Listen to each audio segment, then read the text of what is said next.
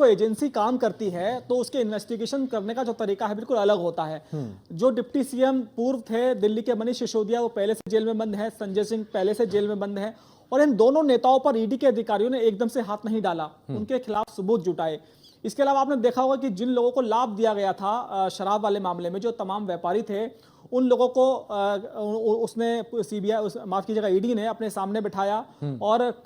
जो मनीष सिसोदिया थे उनके सामने उनको बिठाया, आमने सामने का सेशन रखा और कई तरह के सबूत उनके पास थे। इसके अलावा मेरे पास ये जानकारी है कि जब अरविंद केजरीवाल दिल्ली के जब शराब कांड की जो पॉलिसी बना रहे थे तो उन्होंने अपने घर पर एक मीटिंग बुलाई थी और उस मीटिंग में मनीष सिसोदिया थे, इसके अलावा साउथ के कुछ व्यापारी थे और कई अधिकारी थे। और उस मीटिंग के अंदर जब अरविंद केजरीवाल मौजूद थे तो कहीं ना कहीं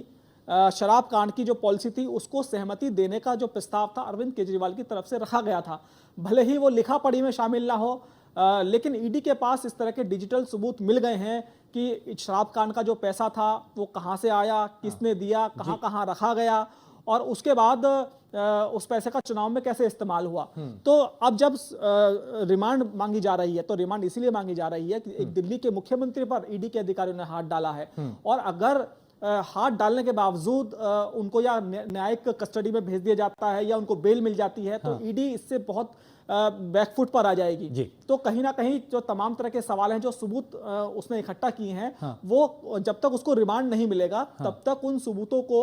वो साबित नहीं कर सकती, क्योंकि आपके पास शिकायत है। शिकायत का निस्तारण तो आप तभी करेंगे ना जब आप किसी व्यक्ति से पूछताछ करेंगे और वो जवाब देगा। तो इसीलिए रिमांड मांगी जाती है। अब 10 दिन की रिमांड मांगी है, लेकिन देखना होगा कोर्ट के ऊपर कि जब अरविंद केजरीवाल के वकील अपनी बात रखते हैं, सबूत रखते हैं कि बेवजह फंसाया जा रहा है, तो कुल मिलाकर दलीलों के ऊपर डिपेंड करता है। ठीक है, कोर्ट के सामने जो पक्ष मजबूत दलील रखेगा कोर्ट उसी के फेवर में फैसला करती है। ठीक है सर, चूंकि वक्त कम है लेकिन मैं 2 सवाल जोड़ देता हूं। एक तो ये कि क्या इसकी प्रबल दावेदारी लगती है कि केजरीवाल जेल से ही सरकार चलाएंगे या फिर राबड़ी मॉडल हम देख सकते हैं, दिल्ली में भी ऐसा हो सकता है? देखिए आजकल तो ओटीटी पर एक मूवी चल रही है और काफ़ी लोग देखते भी होंगे उसको, तो इसीलिए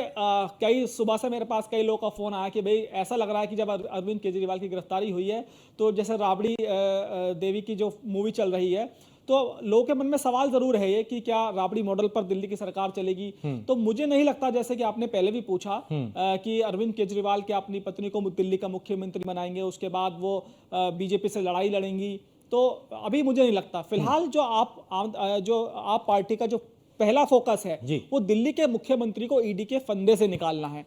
और अभी सभी की निगाहें जो राउस कोर्ट है उसके ऊपर लगी हुई हैं। अपनी दलील वो रखेंगे। अगर अरविंद केजरीवाल को रिमांड मिलता है तो उसके बाद बहुत बड़ा झटका आम आदमी पार्टी को लगेगा और उसके बाद देखना होगा कि भाई जो ईडी है वो किस तरह के सवालात अरविंद केजरीवाल से करती है। ठीक है, बहुत शुक्रिया अनुराग सर, आपने विश्लेषण इसका किया और समझाया और दर्शक भी आसान भाषा में समझ पाए होंगे कि पूरा प्रकरण क्या था, कौन सीएम हो सकता है, अगर वो जेल से सरकार चलाते हैं तो क्या हालात होंगे। बहुत शुक्रिया आपका इस तमाम बातचीत के लिए। तो चूंकि अरविंद केजरीवाल की मुश्किलें बढ़ सकती हैं, पल पल की अपडेट और आंखों देखा हाल और सबसे पहले जानकारी, सटीक जानकारी न्यूज़ 1 इंडिया अपने दर्शकों तक पहुंचा